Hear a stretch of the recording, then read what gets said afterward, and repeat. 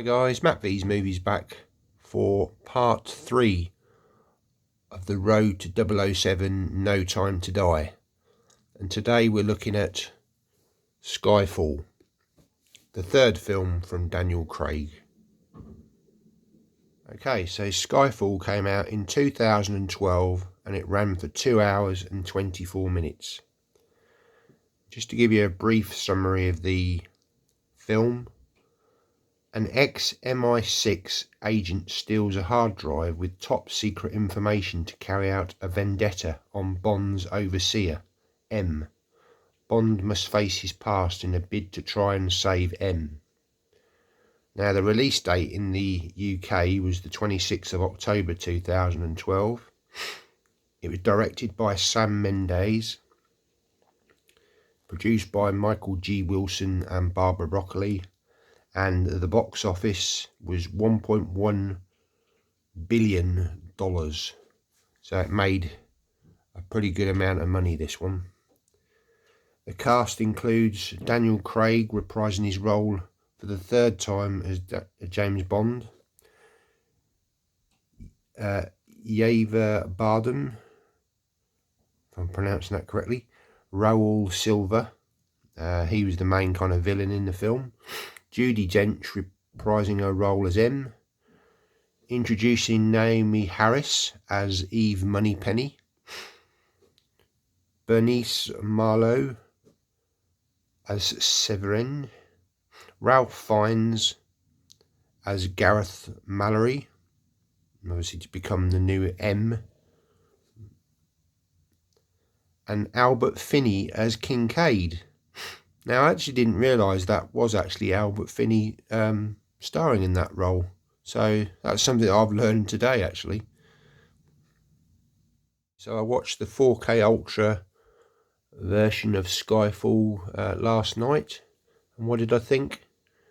Again, another great transfer on this one. You know, it's, again, I think it was produced by Columbia Pictures. You know, it's kind of a Sony release, even though this is released through MGM and 20th Century Fox. You know, the picture quality is top notch. Pretty good sound.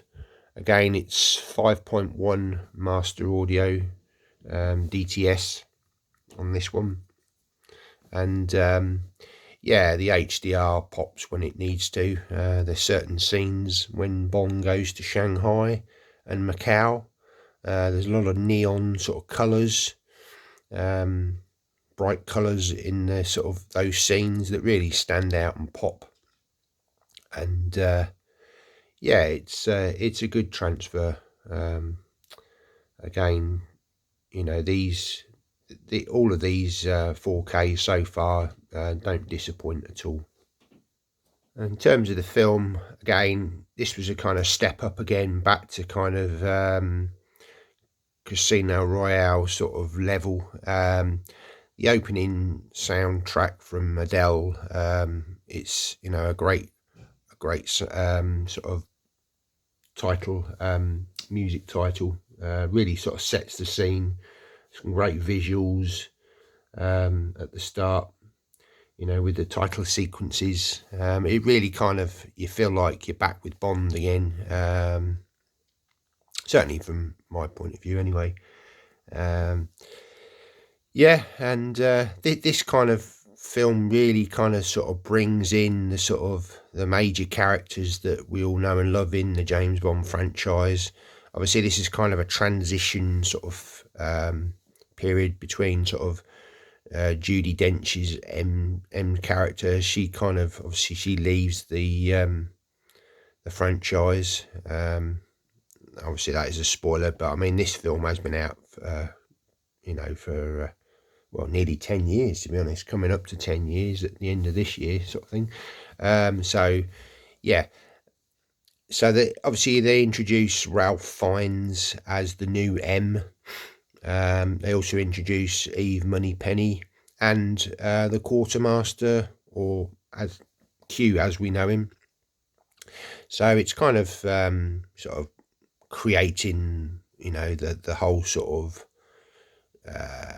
Bond sort of world that we all know. Even at the end of the film, we're kind of reintroduced to the famous sort of office, M's office with the padded door. And Moneypenny, obviously, her little sort of office area where Bond would always come in and greet her and speak to her before entering to speak to M. And obviously we get a little scene with Q showing sort of a couple of little gadgets, and one of the gadgets is really cool in this one, and it's kind of again harks back to a gadget we saw in License to Kill, starring Timothy Dalton, and it's the signature gun, where obviously Bond's handprint it's sort of coded to his handprint, so he can only fire the gun. And I always thought that was a great gadget. It's again sort of even sort of Q mentions in the film, we don't go in for exploding pens anymore. The gadgets that you're seeing in these Bond films are more realistic. It's back to basics. Obviously we get the gadgets in the cars, with sort of the machine gun that comes out of the lights on the Aston Martin. And again, we get to see the wonderful Aston Martin DB5 in this film.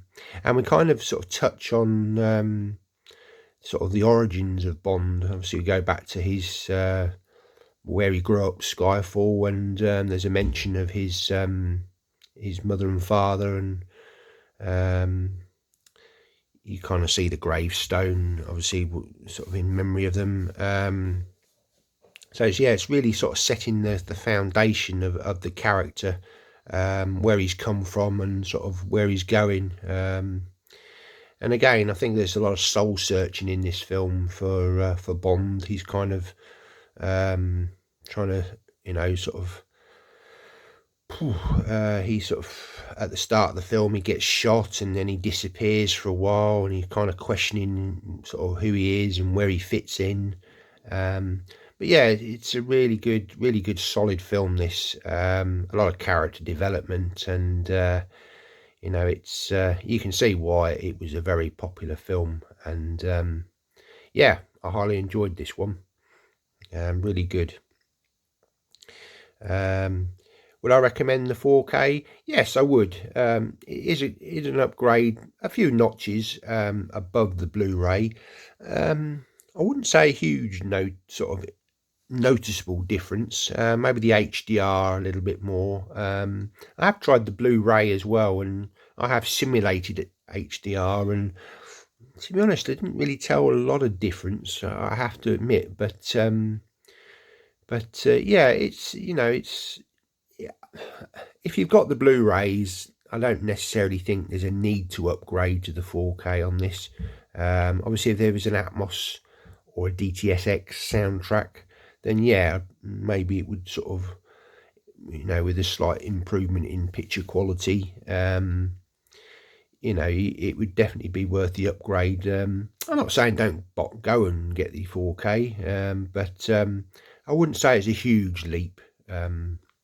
Unlike some other discs, but again, still really good. Really enjoyed it, and I'd recommend if you can pick this setup with the 4 films, go for it.